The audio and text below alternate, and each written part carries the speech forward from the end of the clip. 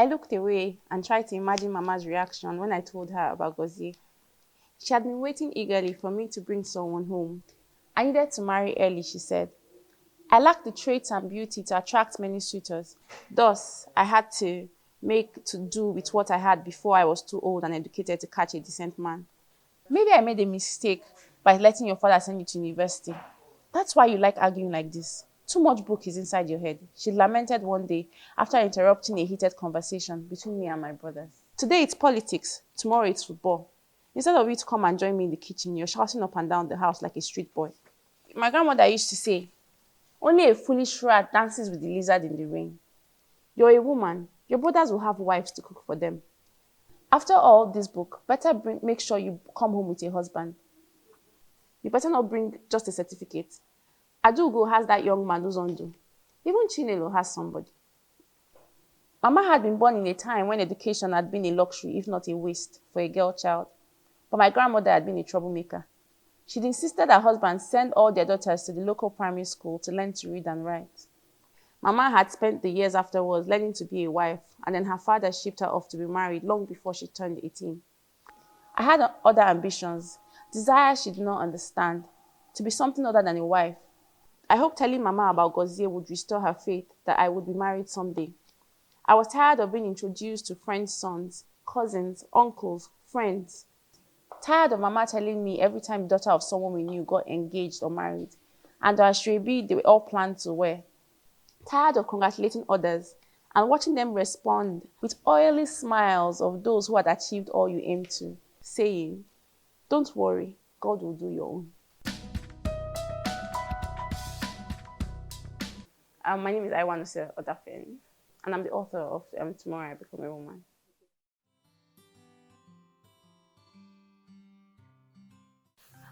Growing up, my parents were very big on reading, and my dad would buy me a lot of books. You know, my mom made us read academically, like she would always make sure you had to. But then my dad would also like buy me Charles Dickens, just like a lot of the classics. My dad made me read them, and I just loved reading.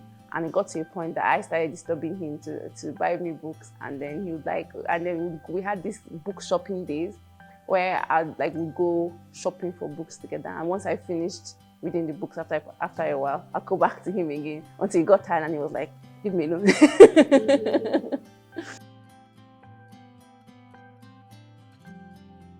Because I've always loved reading, like I explained to you, growing up that way.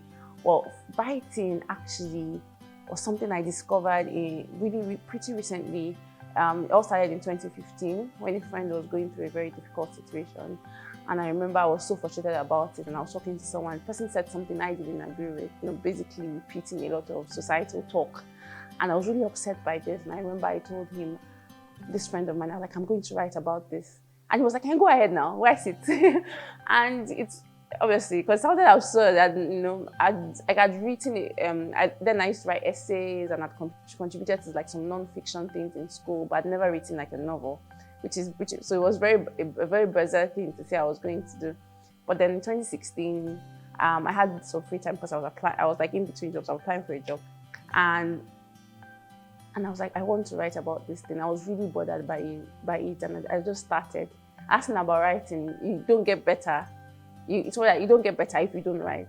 And I started, and my very first attempt was terrible, but I continued, and that just gave me so much peace, and that's how I really discovered my love for writing. Oh yes, definitely. When I attended the Purple Hibiscus Writing Workshop in 2019, at that point, because I come from a very finance background, so I studied accounting, like MBA, like everything was just very finance, consulting. But it was the first time I was actually surrounded by writers. Everyone around me was actually a fellow writer that wanted to write. And just to be honest, I think we really underestimate how much just reading other people's works, so when you actually have to workshop each other's works and just reading and being inspired, like wow, more people are writing, and just listening to other people's experiences. And I remember also a lot of the tutors at the workshop were also very insightful. Just little things, nothing about writing, you never know what will change. And I remember at that point, I had a draft for my novel then, and I was stuck and I didn't know what to do. And I remember Chimamanda, who was in charge of the workshop, said that particular session I was in, she said something around, sometimes you're writing and then you're so focused on your agenda and you forget to tell a story.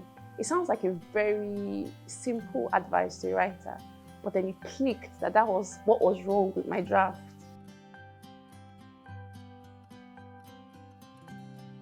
It was a lot. It was a very long process in the sense that, because I had to even gain confidence as a writer, I had to be sure in my own voice. I had to find my own writing voice.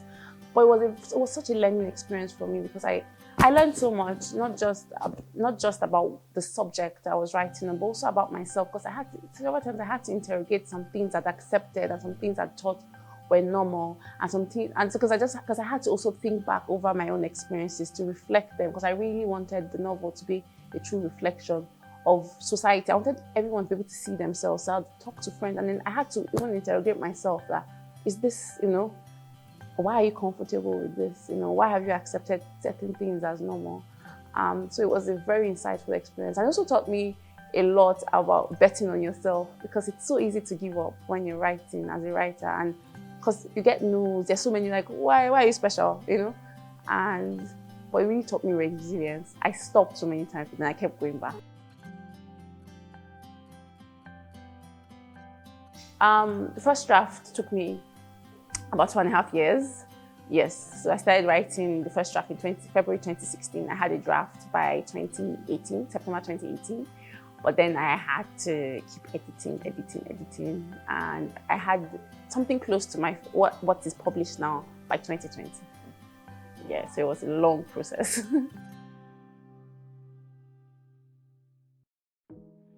Okay, so it was, again, publishing. I think a lot of people don't really understand how the publishing process, So generally, okay, it's different for a lot of people, and also in Nigeria is a bit different from the West. So like the very first edition of my book was published in the UK, and to do that I had to query a lot of agents. So I got a lot of no's. I got over 50 no's, and from the first draft I had, and that's kind of what spurred me to keep editing my draft.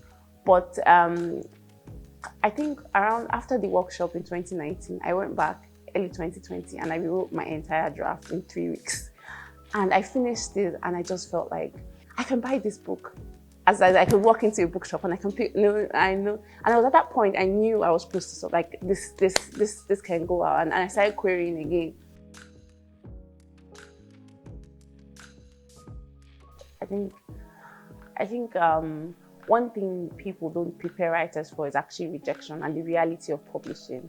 And I think accepting that you're going to be rejected is the first step. And it sounds like a crazy thing to say, why would you tell me that, that's a defeatist mindset. But then that's the thing, you're going to be rejected. But then most of the time, all it takes is 1 yes. And it's about not stopping your work, just keep writing. Because the thing about writing is, the only way you can get better is actually by writing. And it's crazy, it's like, oh, but my writing isn't good, but then you won't get better if you stop. It's about reading more. It's about also finding works that connect with your writing voice, works that speak to you and also improve your writing, just consistently improving your craft and never stopping. You get no's. You get no's that, and the thing about it is accepting that those no's will come and you will be discouraged. Because you will be discouraged. I was discouraged so many times. There were times I paused writing for months. It will come. But then it's about not stopping there, refusing to allow that be the end, and just believing and having insane self-belief that at some point in the future, this will work out.